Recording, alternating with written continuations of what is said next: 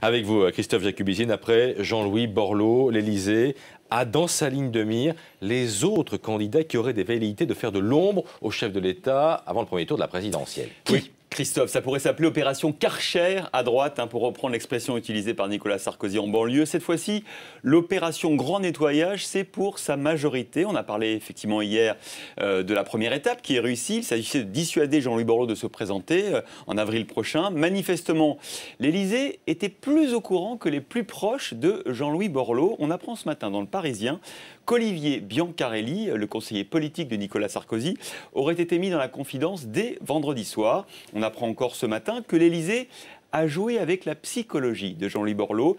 Nicolas Sarkozy avait connaissance du découragement, de la déprime de Jean-Louis Borloo au lendemain des universités d'été de l'ARES, le grand rassemblement des centres, où la famille s'était plutôt déchirée qu'unie autour de Borloo.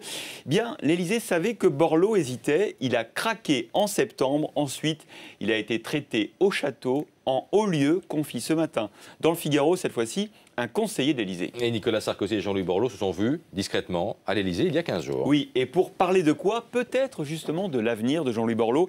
La mairie de Paris pourrait intéresser Jean-Louis Borloo, et pour l'Élysée comme pour Jean-François Copé, le patron de l'UMP, mettre Borloo sur la route de Paris en 2014, c'est évidemment mettre un rival sur la route de Fillon, et ça c'est bien pour Copé et pour Sarkozy. En tout cas à droite, mot d'ordre a été donné de présenter la décision de Borloo ni comme une victoire pour le président, ni comme une lâcheté de Jean-Louis Borloo, mais au contraire, comme le dit d'ailleurs par exemple ce matin Jean-François Copé dans le Figaro, un acte sage et responsable. Alors vous nous dites ce matin que l'opération Karcher à droite ne fait en fait que commencer. Oui, prochaine cible, les candidats en 1, comme on dit à l'Élysée, Morin, Villepin, Boutin.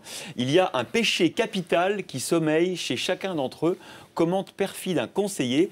Et vous savez, Christophe, on périt toujours par où l'on pêche. Alors, pour Christine Boutin, ça pourrait être la gourmandise. Pour obtenir son silence après son départ du gouvernement, vous vous souvenez que Nicolas Sarkozy lui avait confié une mission rémunérée à 10 000 € par mois, auquel elle avait dû renoncer. Eh bien, en 2007, et c'est Christine Boutin qui l'a avoué elle-même il y a une semaine dans une interview à Rue 89, Nicolas Sarkozy, je cite, m'avait promis qu'il n'y aurait pas d'euthanasie et pas de mariage homosexuel.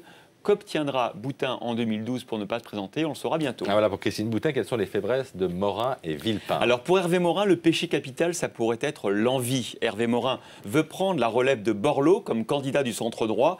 Morin devrait méditer l'adage « Les ennemis, je m'en charge. Gardez-moi de mes amis », car des amis Hervé Morin, on a plein, surtout au centre. Tenez par exemple le ministre Maurice Leroy, qui est du même parti que lui. Voici ce qu'il disait hier en refusant de mettre Morin à la place de Borloo. On ne change pas un avant-centre par un arrière-centre. Et puis, pour Villepin, le péché capital, ce serait, selon l'Élysée, l'avarice. L'ancien Premier ministre n'aurait pas les moyens de ses ambitions, et notamment de sa campagne électorale. Comme Borloo, Villepin est en train d'être débranché, commente cliniquement l'Élysée. Finalement, j'ai envie, Christophe, de terminer ce matin avec cette phrase de François Bayrou qui parle en connaisseur. Rassembler le centre, c'est vouloir transporter des grenouilles dans une brouette. C'est pas mal. Merci beaucoup, Christophe Jacubizine.